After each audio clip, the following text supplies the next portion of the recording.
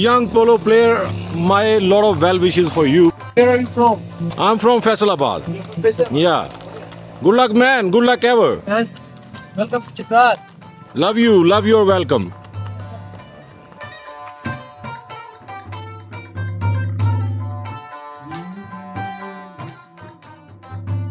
सामने नजर आने वाली वादी है लसपुर और मैं खड़ा बल्कि चलने वाला हूं चित्राल गिलगित रोड पर और जा रहा हूं पोलो फेस्टिवल 2024 देखने, बल्कि आपको भी दिखाने शंदूर मेला पहली बार 1936 में बरतानवी सरपरस्ती में मुनक्किद हुआ और अभी तक जारी है।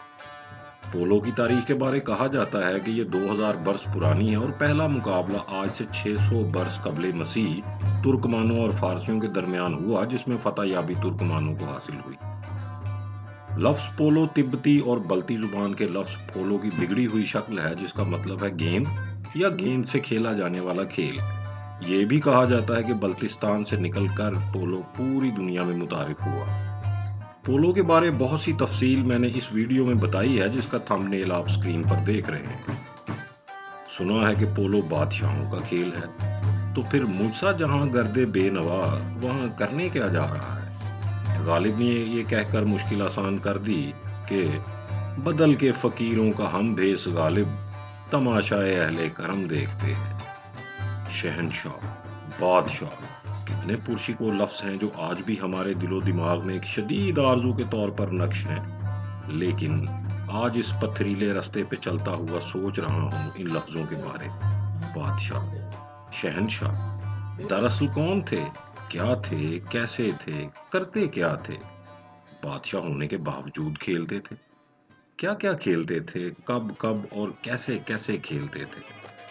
गो कि इनके बारे सुन पढ़ तो बहुत कुछ रखा था, मगर आज कुछ और ही बातें जहन में आ रही हैं। ये कुछ करते ही नहीं थे, ना कोई काम काज, ना कोई खेती बाड़ी, मवेशियों की देखभाल, बल्कि कोई भी ऐसा काम जिससे सल्तनत की रोजमर्रा जरूरियात पूरी होती थी। मुसल्लह अफवाज और कोतवालो सूबेदार, इनके जरिए उन तमाम लोगों का मुआशरती और मुआशी जूस पीते थे जिनकी वजह से लोगों की रूह और जिस्म का नाता जुड़ा हुआ था। इंसानी तारीख में सिर्फ एक अजीम बादशाह गुजरा है जो मेहनत मजदूरी से गुजारा करता था। जी हाँ, औरंगजेब आलमगीर टोपियां सी के गुजारा करता था, हालांकि सिलाई मशीन अभी इजाद नहीं हुई थी। अब अगर आप ये सवाल करेंगे वो दिन में कितनी टोपियां सीता था, कहाँ बिकती थीं, कितने में बिकती थीं, क्यों अपने भाइयों को ये फन ना सीखने की वजह से कत्ल कर दिया और वालिद को कैद में डाल दिया, तो बेहतर है कि ये सवाल खुद से कीजिए, क्योंकि मैं तो खुद इस हद तक कंफ्यूज हूँ कि टोपियों की मेहनत से कमाए हुए पैसों से गवैयों जैसी खिलतें और साइकिल की गद्दी जैसे ताज कहाँ से खरीदे। क्या दिल्ली में कोई धमाका सेल लगी हुई थी? टोपी तो सी ली, मगर शुगल मेला शबिस्तान बाकी के बादशाहों की तरह जारी ही रहा। खैर छोड़िए, हम जा रहे हैं शंदूर मेले पे, और मवालियों की मेले से गर्ज सिर्फ मौज मस्ती ही की होती है।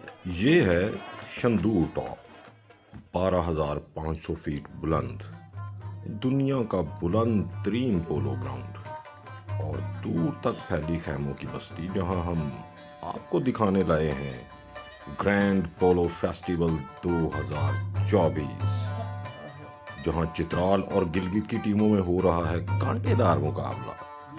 इस साल यहाँ कांटे कम हैं, लिहाजा देखते हैं कि क्या होता है। शंदूर चित्राल से 150 किलोमीटर और गिलगित से 212 किलोमीटर दूर है, लेकिन इसकी मलकियत के हक के मामले में भी हरीफों यानी चित्राल और गिलगित के दरमियान मुकाबला मैच से भी ज्यादा कांटेदार है, जहां कांटों की भी कोई कमी नहीं। शायद इस मसले का हल आइंदा मुस्तकबिल के किसी पोलो फेस्टिवल से ही तय हो जाए। घोड़ा जिंदा, पोलो बाकी।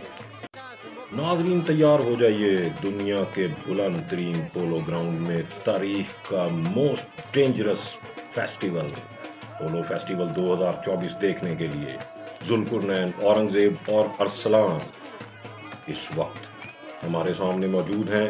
एक टीम चित्राल और एक टीम गिलगित को रिप्रेजेंट कर रही है। अब कौन चित्राल है और कौन गिलगित, इसका फैसला आप खुद कीजिए।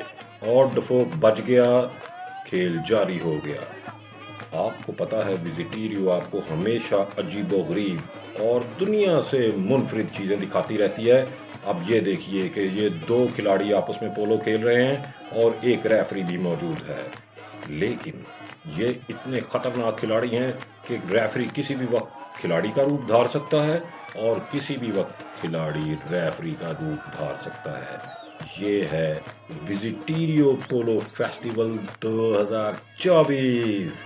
लोग कहते हैं कि 2024 में कोई पोलो फेस्टिवल नहीं हुआ, लेकिन व्यूअर्स आपके लिए, आपकी वेल विशेस के तुफैल, आपकी मोहब्बत के बाइस हम दिखा रहे हैं आपको रियल पोलो फेस्टिवल 2024 विजिटीरियो।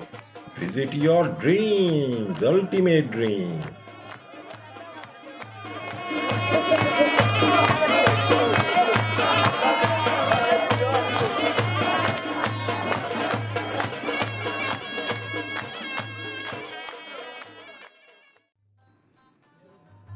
नाजरीन, रेडियो विजिटीरियो से आपको निहायत दुख के साथ दुख भरी इतला दी जाती है कि पोलो फेस्टिवल 2024 कैंसिल हो गया है।